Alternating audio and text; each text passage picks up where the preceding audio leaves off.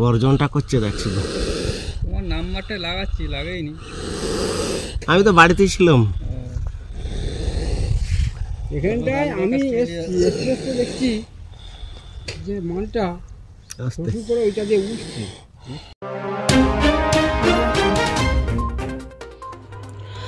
গর্জনটা শুনলেই যেন বুকের জল শুকিয়ে যায়। ঘরে বসেই গর্জন শুনে যদি এই অবস্থা হয়, তাহলে ভাবুন যাদের উপস্থিতিতে এই গর্জন হচ্ছিল তাদের কি হচ্ছিল সেই মুহূর্তে। এই সময় চাষের মরশুম, চাষের কাজে ঝুঁকি প্রতি মুহূর্তে থাকে। সাপের ছোবলে মৃত্যুর ঝুঁকি, বজ্রপাতে মৃত্যুর ঝুঁকি, হিটস্ট্রোকে মৃত্যুর ঝুঁকিও। এই হাজারো ঝুঁকি নিয়েই চাষ করেন চাষি। এই ঘটনা চন্দ্রকোনা থানার বেটা গ্রামের। ধানের জমি তৈরির কাজ করছিলেন বেটা গ্রামের ওই চাষি। মাঠের আলের ঘাস পরিষ্কার করার সময় একটি কুচকুচে কালো কেউটের লেজ ধরে টানা হয়ে যায়।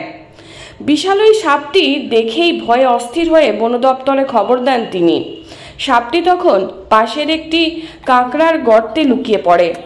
বন দপ্তরের ওয়াইল্ড লাইফ রিকভারি টিমের সদস্য মলয় ঘোষ সাপটিকে উদ্ধার করে নিয়ে যান। ব্যুরো রিপোর্ট, আমি সৌমিনা দত্ত, স্থানীয় সংবাদ। Wild life rescuer.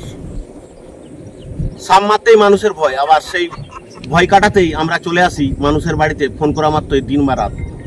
সেরকমই একটি ঘটনা ঘটল চন্দ্রকোনা থানার বেটা গ্রামে। এই গ্রামে এক ব্যক্তি ধান রোয়ার জন্য জমিতে আলগুলি পরিষ্কার করছিল।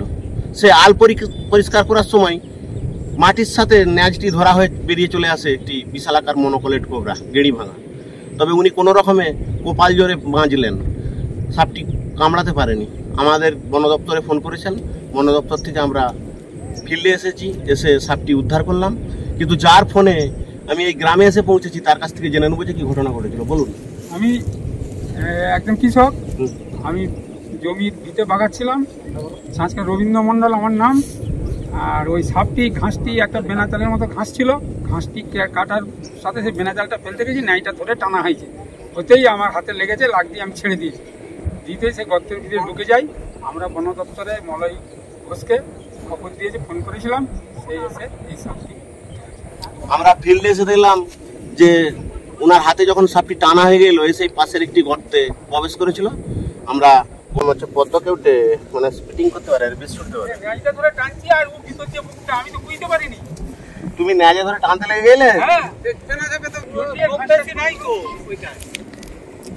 আরে আমার গোপাল এরকম এখানে 2-3 বার এরকম কেস ঘটেছে। এই জমিটা কাজ করতে করতেই? হ্যাঁ, কাজ করতে করতেই। আসলে যখন বনমিনা ফ্যামিলি গেল তো আসলে পুকুর পাড় তো, পুকুর পাড়ে তার দেখে গেল। সামনে এদারটা খানিকটা পুড়িয়ে ঠাকুর মনে করো। আরে এদারটা ভয় এখানটাই তো বের হচ্ছে, দেখো ভয় করে আমি কাজ করি। এই যে চক্কু, তাহলে আমরা সব একদম মজবুত না। সত্যতা বলতে কি এগুলো খুব সিরিয়াস। মঙ্গলাই তোমাকে মিথ্যা কথা বলিনি। ন্যায় ঠাকুরের রাখা, এই ন্যায়টা ধরে টানছি আমি, ঘাসের সঙ্গে জড়িয়ে গেছে তো সবটা। এবারে ও আমরা মুখটা ভিতর দিয়ে ঠাকুরের রাখা। হ্যাঁ, ওই জন্যই তো ঠাকুর মনে করতাম। না, তুমি ন্যাজে ধরে ভুল করেছো, সাপের ন্যাজে ধরতে যাবে না। না, ওদের ঘাস ছিল তো দেখে বাচ্চা ঘাস ছিড়ার সঙ্গে চলে আসছে। হ্যাঁ, এবারে জানো আমি ভয় ভয় করে চিরকালই এখানটা কাজ করি, ভয় ভয় করি। এই শুধু তরণীটা দুটো তুমি একটা তিনটে এখানটাই এরকম এই আমাদের ওইটাই ধান কাটতে একটা বিরাট 3 বার হলো। 3 বার করে ধরেছি তো সুন্দর ধুলি উঠে গেছে। মলয়দা বিশাল খারাপ ওইটা করে ধরে চলো না, খামচিটা করে হাতে কেটে নিয়েছি।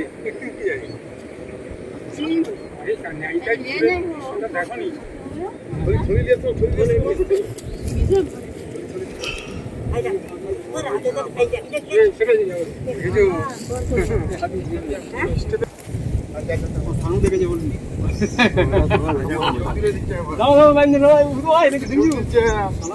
এটা পুরুষ মেয়ে নয়, দেখো এই যে পুরুষ লিঙ্গ, এটা পুরুষ সাপ, মেয়ে নয়।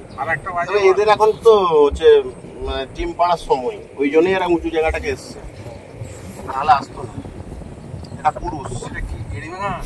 এটা গেড়ি ভাঙা বলা হয় লোকালে, একে পদ্ম কেউটে বলা হয়, একে স্পিটিং কোবরাও বলা হয়। এ বিষ ছুটতে পারে। এই সাপটার সম্বন্ধে জেনে রাখুন, আমাদের অফিসিয়াল কিছু সচেতনতা বার্তা। এটা হচ্ছে গেড়ি ভাঙা, বাংলায় বলে। অনেকে বলে পদ্ম বকরু। পদ্ম কেন বলা হয়? যে দেখুন পদ্মের একটা ফুল আকৃতি আঁকা আছে পিছনে। একে বলা হয় স্পিটিং কোবরা। এ বিষ ছুটতে পারে। এটা হচ্ছে পুরুষ লিঙ্গ। সাপে কামড়ায় কি করবে? কাউকে যদি সাপে কামড়ায় গ্রামে কি করবে? ধরো মাঠে ঘাটে কাউকে সাপে কামড়েছে, যে মাঠে কাজ করতে করতে যে ঘটনা ঘটলো, কি করবে তোমরা? আর কি? সাপে কাটলে তিনটে জিনিস। প্রথম করণীয়, কোন রকম বাঁধন না দিয়ে ওই ক্ষতস্থানটি নাড়াচাড়া না করে 2 চাকা করে গো টু হসপিটাল।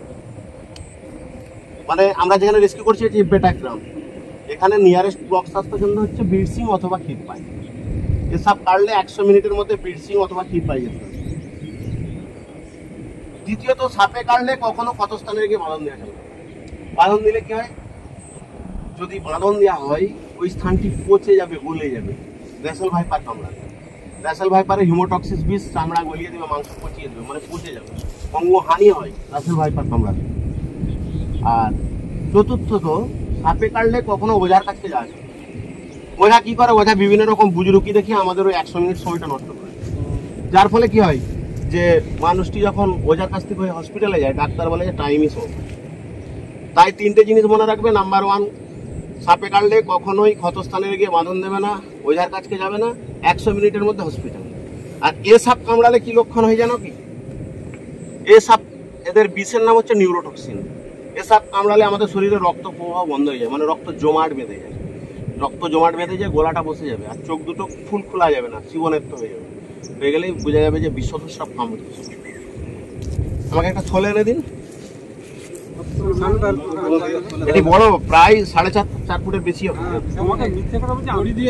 না, ওইভাবে সাপের ন্যাজ ধরে হয়তো টানা হয় না।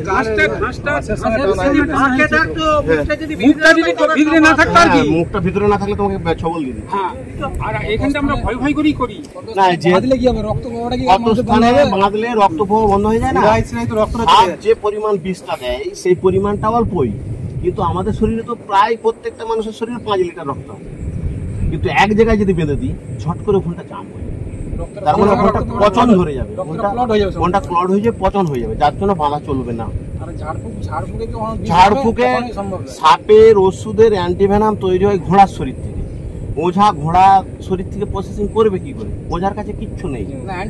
অ্যান্টিভেনাম তৈরি হয় ঘোড়ার শরীর থেকে। ঘোড়ার একমাত্র পৃথিবীতে একটাই প্রাণী ঘোড়া সাপের কামড়ে মরে না, তাই ঘোড়ার শরীর থেকে এভিএস তৈরি করা হয়। অতএব ওঝার কাছে কিছু নেই। ওঝার কাছে কি থাকবে যদি সাপটাই বিষ একটা থলি নিয়ে আসো।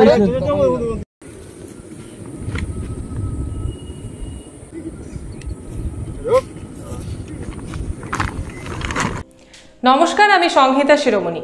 ঘাটাল মহকুমার সমস্ত খবর সঙ্গে সঙ্গে পেতে হলে আমাদের স্থানীয় সংবাদের ইউটিউব চ্যানেলটি সাবস্ক্রাইব করুন এবং ফেসবুক পেজটি লাইক করুন।